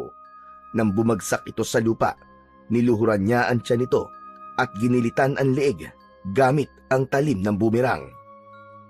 Hindi ako nagkamali ng pagpili sa iyo. Dumating na nga ang bagong tagapagligtas. Ito na ang katapusan ng mga aswang na agdalo. Magsasalita pa sana si Manuel upang sagutin si Lolose. Nang marinig niya ang mga yabag ng mga paa ng halimaw mula sa kakahuyan, isa yon sa kakayahan ng mutya. Maririnig niya ang mga kaluskos sa paligid. Kahit na malayo, inilinga niya ang kanyang paningin at nakita niyang lumipad ang kanyang gabay sa direksyong paiwas sa mga halimaw. Wala na silang inaksayang oras. Sinundan ni Manuel ang kanyang gabay upang maitago niya ang matanda at ang mga kasama niyang bihag. Dito lang po kayo, Tatang. Haharapin ko po sila. Sige, Manuel. Mag-iingat ka. Nakabaluktot na tumakbo si Manuel papunta sa kinaroroonan ng pangkat ng mga agdalo. Hoy! Mga pangit na aswang! Ako bang hinahanap nyo? Gulat na gulat ang mga aswang sa paglitaw ni Manuel sa harap ng mga ito. Hindi niya na hinintay na makaporma pa ang mga kalaban. Mabilis niyang inatake ang unang aswang na nakita niya. Buong lakas na pinagpapalo niya ito ng bumirang, at bawat pagtalon ni Manuel ay ang pagbitiw niya sa ere ng kanyang sandata. Isa-isa niyang binutas ang tiyan ng mga agdalo gamit ang talim ng bumirang. Nagkalat ang mga laman loob ng aswang sa damuhan.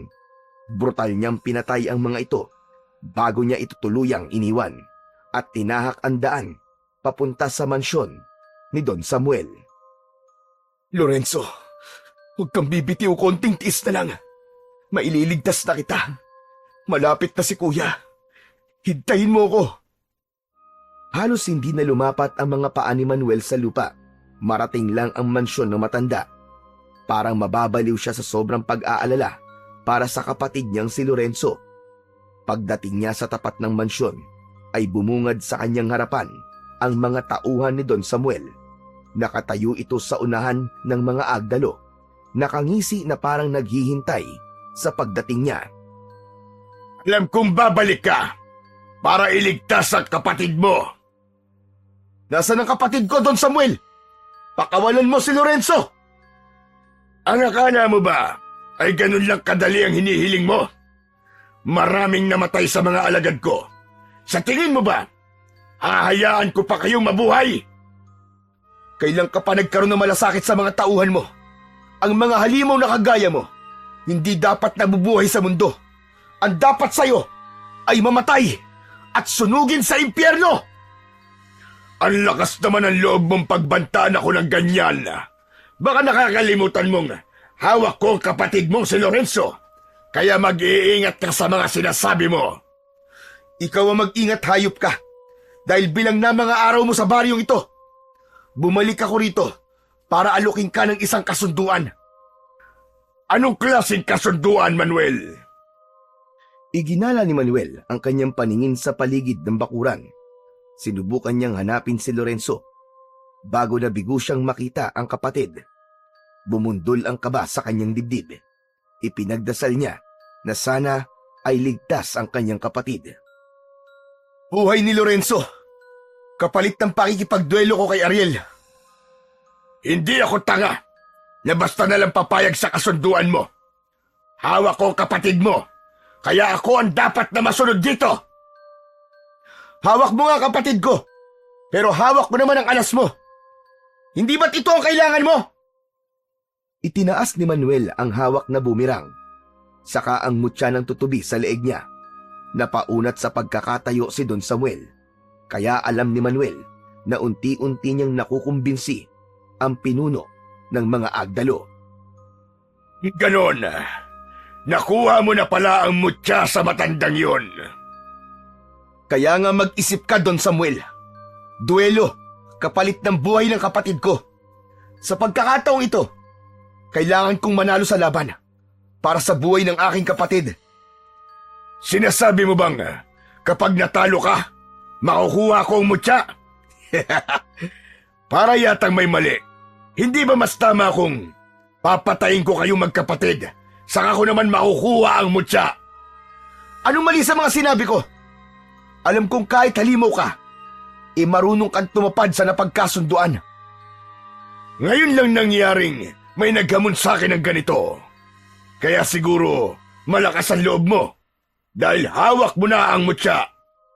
Bakit? Natatakot ka bang matalo? Hindi, dahil palagi ako nananalo sa laban. Iba lang ang gusto kong mangyari, kapalit ng buhay ng kapatid mo. Gagawin kitang tauhan. Susunod ka sa lahat ng ipapagawa ko sa'yo. Makikipagduelo ka sa anak ko para ibagsak ang laban. Alam mo, Don Samuel, magulo ka din eh. Nagtataka ako sa'yo. Hindi kasi kita maintindihan. Bakit palagi mo nalang sinasabing ibagsak ko ang laban? Hindi ka ba nakakaranas manalo sa totoong laban? Ha! Kung sa bagay, nananalo ka dahil sa maruming labanan. Kaya nga patuloy ka naghahamon ng duelo sa mga katulad naming tao. Dahil may nagawa kang pagkakamali sa buhay mo na pilit mong kinalilimutan. Humakas sa muka ni Don Samuel ang galit nang marinig nito ang sinabi ni Manuel. Sa tono ng pananalita mo, parang may alam ka sa nakaraan ko. Lahat, Don Samuel. Lahat. Lahat ay alam ko na. Pati na ang lihim mo. Matagal na panahon mo na kaming pinaiikot sa palad mong hayop ka. Ginawa mo kaming tanga. Anong pinagsasasabi mo? Teka, patikim pa lang naman ang sinasabi ko. Bakit namumutla ka na? Kung duelo ang kailangan mo, sige. Lumaban ka sa anak ko.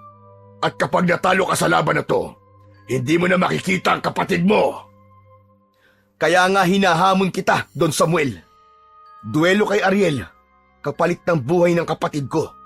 Kapag nanalo ako sa laban na to, palalayain niyo ang kapatid ko. Malakas na humalakhak ng tawa si Don Samuel. Tumingala pa ito sa langit na parang nang aasar. Sumenyas ito sa dalawa nitong mga tauhan para kunin si Lorenzo. Ipinatawag din ito si Ariel. Ilang minuto ang lumipas ay nakita ni Manuel ang kapatid na si Lorenzo. Sa awa ng Diyos, kahit sugatan ang kanyang kapatid, ay nagagawa pa rin itong maglakad. Kahit na may gapos ng kadena ang kamay nito. Pasimple si Manuel na yumuko para kunwaring nag-aayos ng laylayan ng kanyang pantalon. Itinupi niya yun, pero ang totoo, dumakot siya ng lupa. Alam niya na ang maruming laban ni Ariel, kaya't pinaghandaan na niya ang bagay na yon. Isinilid niya sa bulsa ang lupa bago iginala ang paningin para alam niya kung saan ang tamang daan sa kanilang gagawing pagtakas ni Lorenzo. Kuya! Kuya Manuel! Tulungan mo ako! Oo, Lorenzo. Ililigtas kita. Huwag kang mag-alala.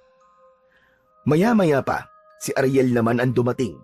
Medyo malakas na ang katawan nito, kasama ang mga tauhan ni Don Samuel. Tay, pinatawag niyo raw ako. Oo, anak. May naghahamon sa'yo rito ng duelo. Kaya lang, madalas mo kong biguin pagdating sa lalaking yan. Sa pagkakataong ngayon, tatay, matatalo ko na siya. Patutunayan kong karapat dapat niyo akong tawaging anak.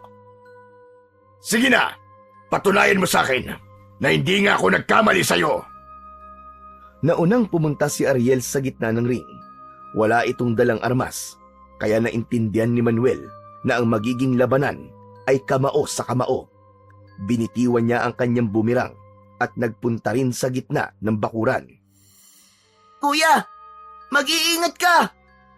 Sumulyap lang si Manuel kay Lorenzo, pero paglingon niya kay Ariel, sinalubong na kagad siya nito ng malakas na suntok sa muka. Bumagsak siya sa lupa at iiling-iling na ipiniling niya ang kanyang ulo. Dahil sa bahagyang pagkahilo, narinig ni Manuel ang malakas na pagsigaw ni Lorenzo. Kuya! May liyabe ang ilalim ng benda sa kanyang kamao! Tumahimik ka! Ipasok niyo maingay na yan! Natutuliling ang tenga ko sa boses niya! Saan niyo dadali ng kapatid ko? Mga hayop kayo! Kuya, patayin mo si Ariel! Ubusin mo silang lahat! Mabilis na tumayo si Manuel para muling harapin si Ariel. Nakangisi itong nakahaya ng suntok sa kanya, habang ang mga paa ay humahakbang ng pasulong. Talaga palang sagad sa butong pandaraya mong hayop ka. Hindi mo alam ang ibig sabihin ng patas na laban. Baliwala ang husay mo kung kulang ka sa diskarte. Diskarte pala ang tawag mo sa pandaraya mo. Naunang sumuntok si Ariel na nailaga naman ni Manuel. Sa pagganti niya ng suntok dito, sinundan naman niya ng sipa na tumama sa tiyan ni Ariel. O ano? Nasaan na sinasabi mong diskarte? Babasagin ko talaga ang pagmumukha mo! Halatang napikon si Ariel dahil sa pinapakita nitong walang habas na pagsuntok kay Manuel. Mas lalo itong nagalit ng bawat pagsuntok nito ay naiilaga niya at nakakaganti kagad siya ng suntok dito.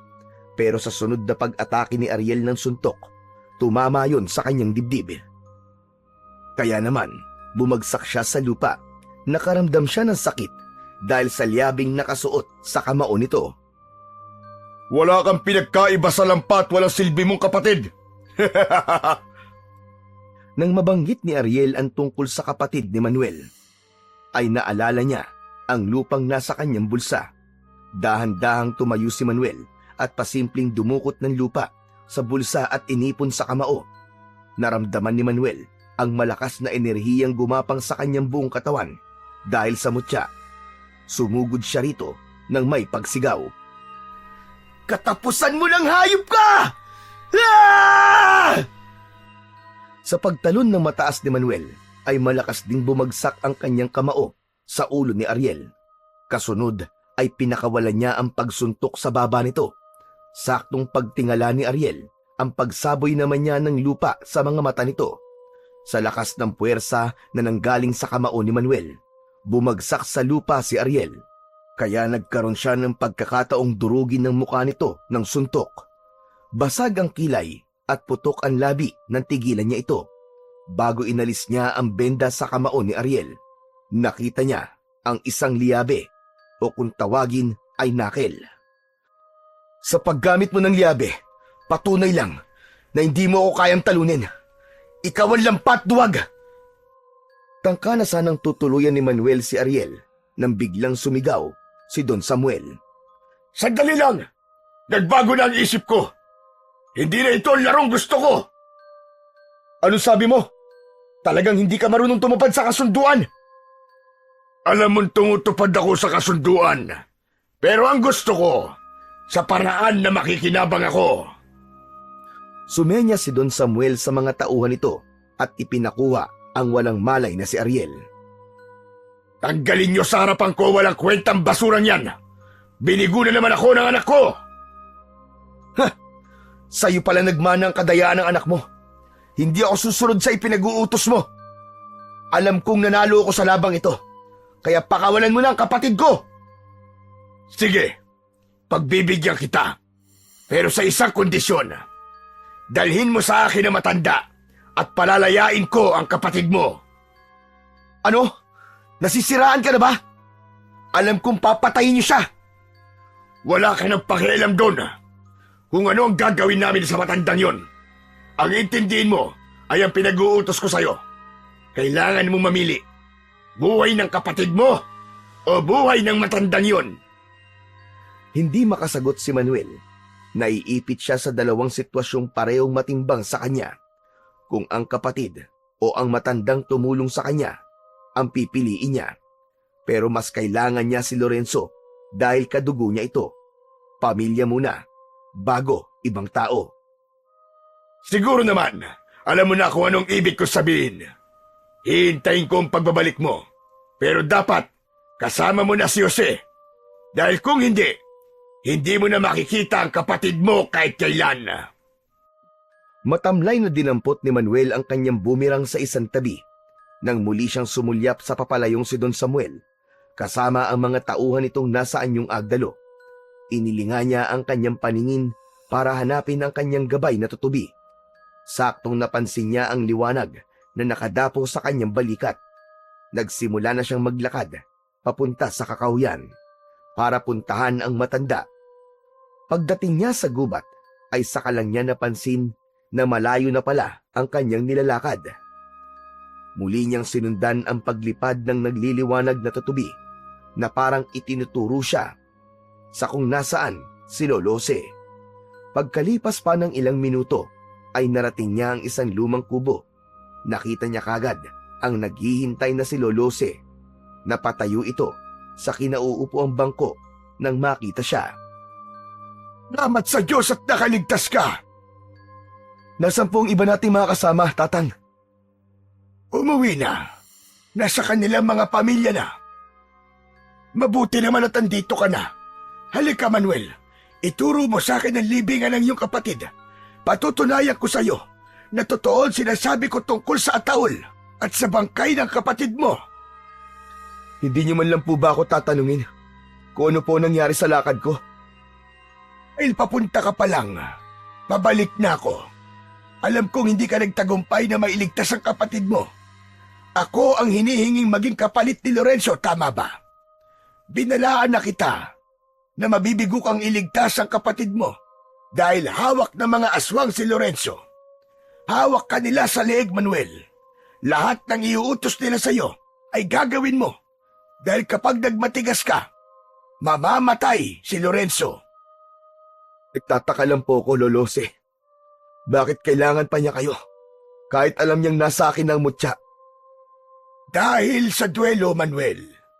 Ganyan mag-isip ang mga aswang na agdalo. Hindi sila pumapayag na matalo kailanman sa laban. Pero matanda na po kayo para sa isang duelo. Hindi dahilan ng katandaan para sa duelo. Lalo pa kung utos ng isang makapangyarihang nilalang na kagaya ni Don Samuel. Alam mo bang napatay ng anak ko ang anak niya, kaya hindi niya matanggap na hanggang ngayon ay buhay pa rin ako. Pero, Tatang, nagkaroon na po siya ng pagkakataon para patayin kayo. Pero, bakit hindi niya po ginawa nung nasa kulungan po kayo? Katulad ng sinabi ko sa iyo, Manuel, tuso ang kalaban. Gusto niyang mamatay ako sa isang duelo.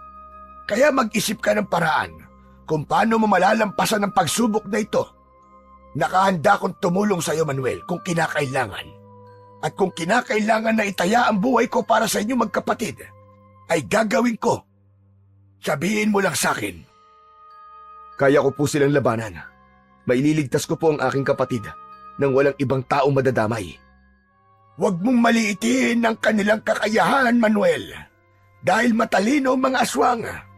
Hindi husay sa pakikipaglaban ang pinag-uusapan dito, kundi diskarte at tamang pamamaraan at kung paano mo matatapatan ang pagkatuso nila.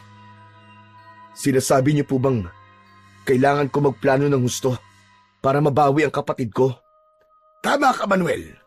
Pero mas mahalagang makita mo ito. Malalim ng gabi, kailangan na natin puntahan ang libingan ng kapatid mo. Patutunayan ko sa iyo na totoo ang sinasabi ko. Matagal na kayong pinapaikot sa palad ng pinuno ng mga agdalo. Teka, Tatang, makakaya niyo po bang maglakad? Masyado po madilim ang daan eh. May nakita akong lumang gasera at pala na nakasandal sa dingding.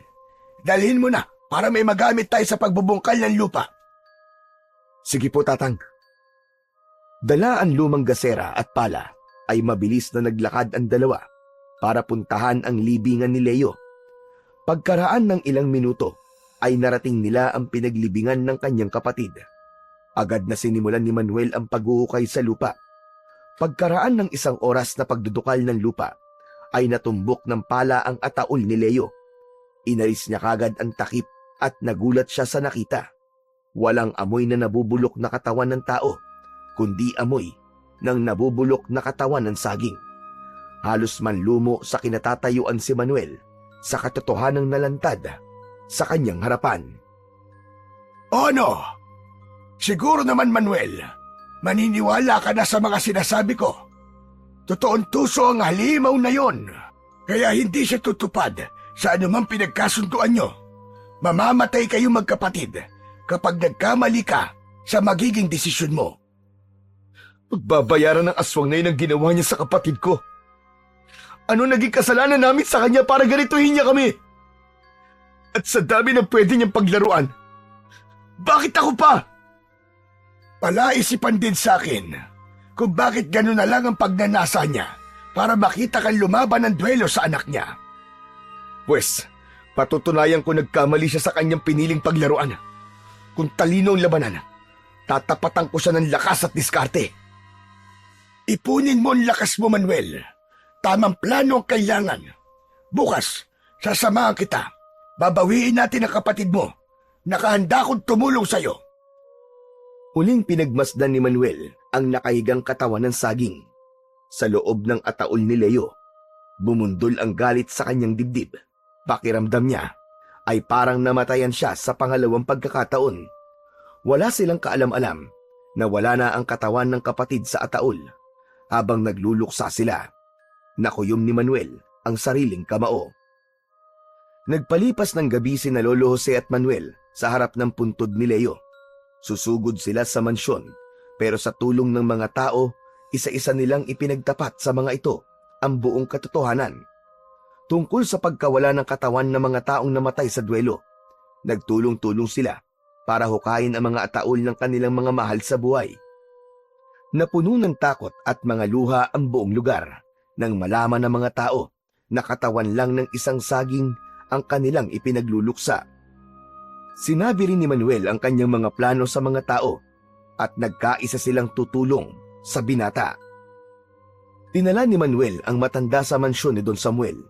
Nakatali ang mga kamay at kunwaring bihag niya. Pagdating nila sa loob ng bakuran, nakaabang na si Don Samuel sa kanilang pagdating. Habang ang taong bayan naman na kumampi kay Manuel ay nagtatago lamang sa mga puno at naghihintay lamang ng tamang pagkakataon para umatake sa mga aswang. Bakas sa mga mukha ng mga ito ang matinding galit na kahit harangan pa ng sibat ay hinding-hindi paaawat sa tangkang paghihiganti sa pinuno ng mga aswang na agdalo. Lalo pa at alam na rin nila ang tungkol sa pagkamatay ng punong barangay na si Mang Estro. Don Samuel! Dala ko na ang matanda! Nasaan ang kapatid ko? Ilabas mo siya! Sandali lang. Masyado ka namang nagmamadali, Manuel. May gusto pa akong ipakita sa'yo. Bago ang pagkikita nyo ni Lorenzo. Inutusan nito ang isang tauhan na tawagin si Ariel. Nagulat siya na parang balak ng matanda na ituloy nila ang laban nila ni Ariel. Pagbalik ng tauhan ni Don Samuel ay ang nakangising mukha ni Ariel ang nakita niyang papalapit. Hawak nito ang kadenang nakagapos sa kamay ni Lorenzo. Tay, narito na po si Lorenzo. Anong gagawin natin sa kanya? Balak ko muna sanang paglabanin kayo ni Manuel, Ariel. Kaya lamang... Kaya lang ano, Tay? Kaya lang... hindi na ako masaya sa palpak mong laro. Ano pong ibig niyo sabihin, Tay? Nagulat si Manuel nang sumenya si Don Samuel sa mga tauhan nito para paluhudin sa lupa si Ariel. Tay, teka! Tay, bakit? Anong gagawin niyo? Gusto mo ba makita, Manuel, kung ano ang ginagawa ko sa mga walang silbing kagaya ni Ariel? Isipin mo na lang na pasasalamat ko ito sa pagtupad mo sa aking ipinag-uutos. Anong gagawin niyo, Don Samuel? Tay, anong ibig sabihin nito? Bitiwan niyo ang braso ko! Anong ginagawa niyo? Ibibigay ko lang ang pabuyang nararapat para sa mga tauhan ko. Hindi ba, Manuel? Lahat ng mga bagay dito sa mundo ay may kapalit. Hindi na hinintay ni Don Samuel na sumagot si Manuel. Mula sa harapan niya ay nakita niyang nagsaanyong aswang si Don Samuel. Tumubo ang pangil nito sa bibig at tumarap sa nakaluhod na si Ariel. Nagpupumiglas ang lalaki sa pagkakahawak sa balikat nito ng mga tauhan ni Don Samuel. Halos manlaki ang mga mata ni Manuel nang biglang sinakmal ng kagat ni Don Samuel ang leeg ni Ariel, kasabay ng pagbuta sa tiyan ni Ariel ng matalas na kuko ng aswang. Saka dinukot ang lamang loob na ipinamigay sa lahat ng mga alagad nito. Hindi agad nakapagsalita si Manuel dahil sa mga nasaksiyan. Paanong nagawa ng isang ama ang ganoong karumal-dumal na pagpaslang sa sarili nitong anak? Si Lorenzo, na nakita ang mga nangyari, ay nagsisisigaw sa takot. Kuya! Kuya, tulong! Tulungan mo ako! Nagpupumiglas si Lorenzo sa pagkakahawak ng mga aswang dito, pero hindi nagpahalata si Manuel na takot na siya para sa kapatid. Halimaw ka talaga, Don Samuel. Pinatay mo ang sarili mong anak. Malakas na tawa lamang ang isinagot ni Don Samuel sa sinabi ni Manuel. Hindi ko siya anak. Wala akong anak na inutil. Isa naman siyang hamak na laruan ko. Magmula sa araw na ito, ikaw na, Manuel, ang bago kong laruan. Wala nang duelong magaganap dahil iba na ang gusto kong mangyari. Mas masaya ito. Hindi ba, Jose? Ikaw lang ang masaya sa ginagawa mo, demonyo ka! Manuel, sige na. Kalagan mo na tayo matandang yan. Kasama siya sa larong sinasabi ko. Ikaw, si Lorenzo, at ang matandang yan. Duelo ng 3 tao sa harapan ko. Ang mananalo ay palalayain ko.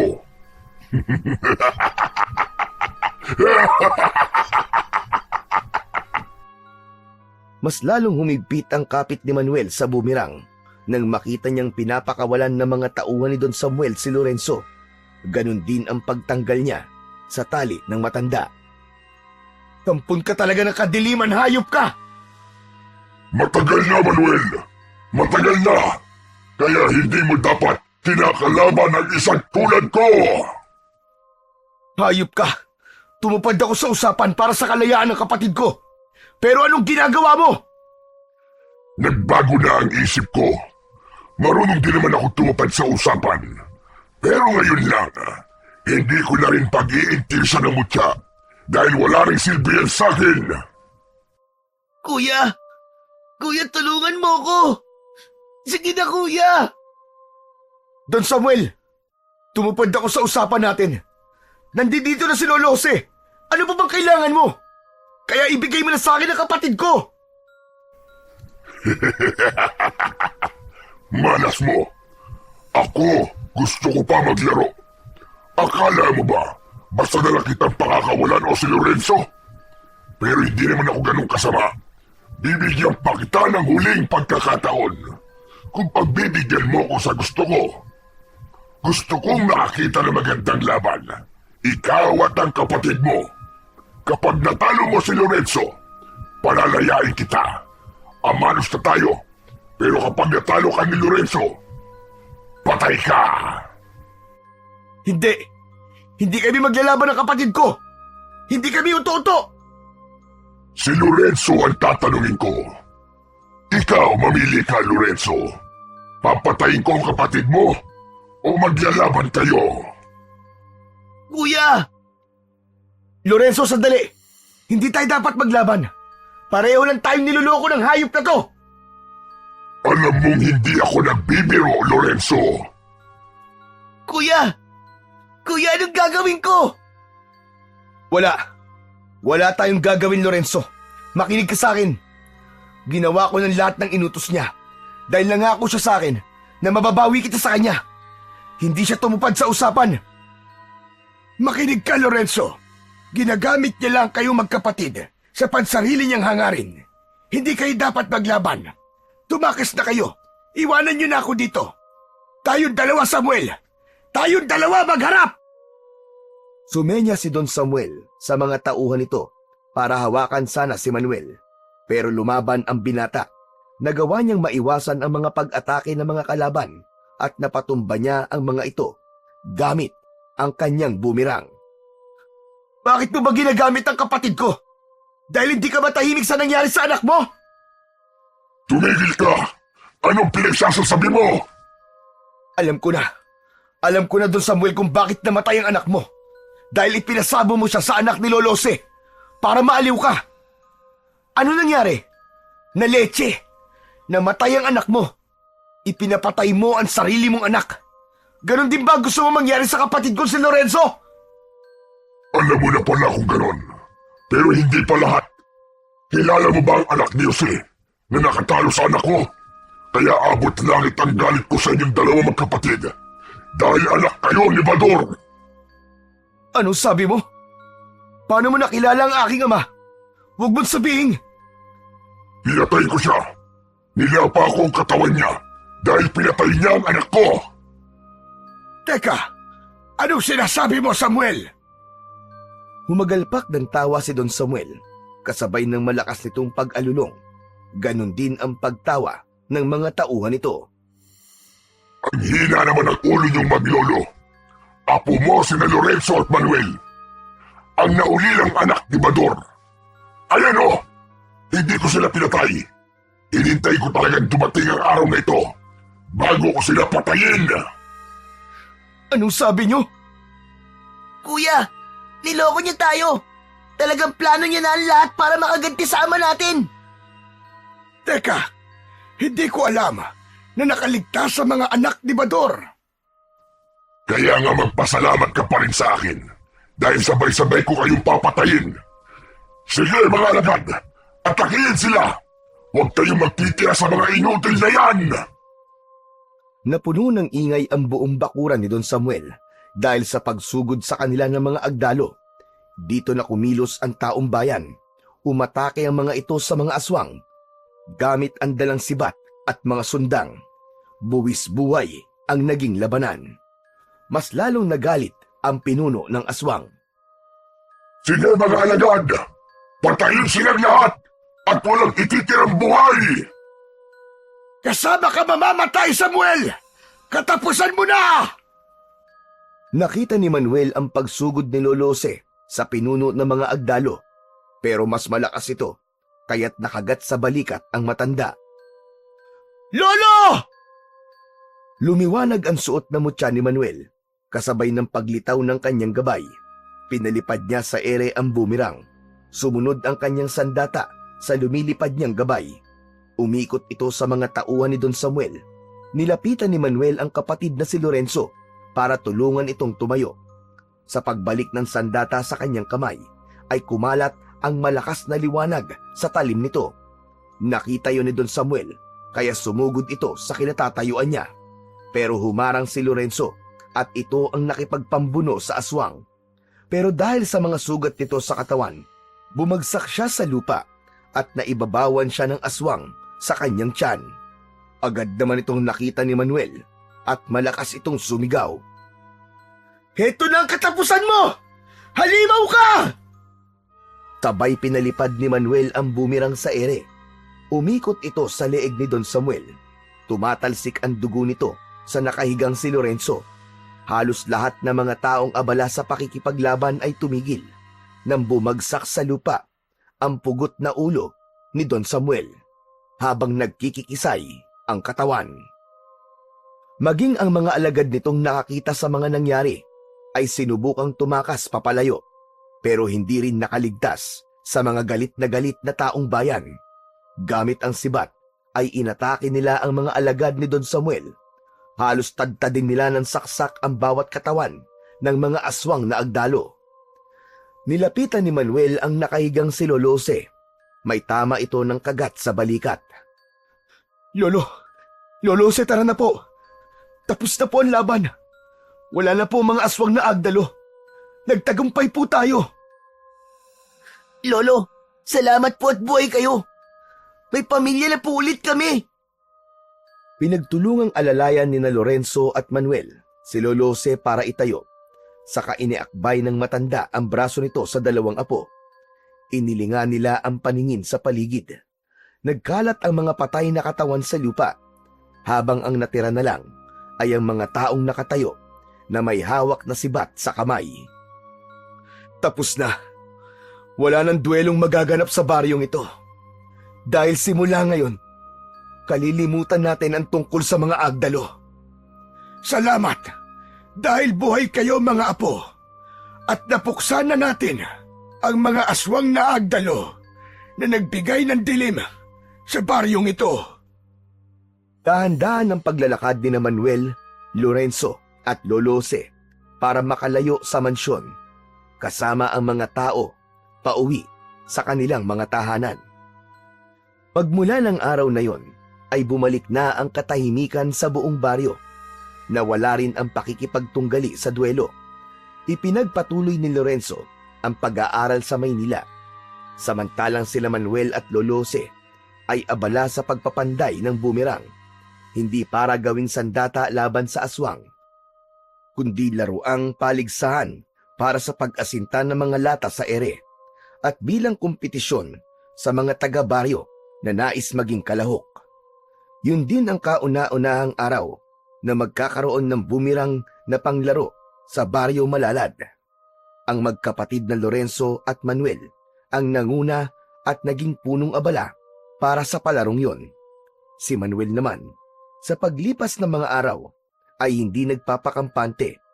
Mas lalo niyang pinaghusay ang paggamit niya sa kanyang sandata at sa iba pang mga armas.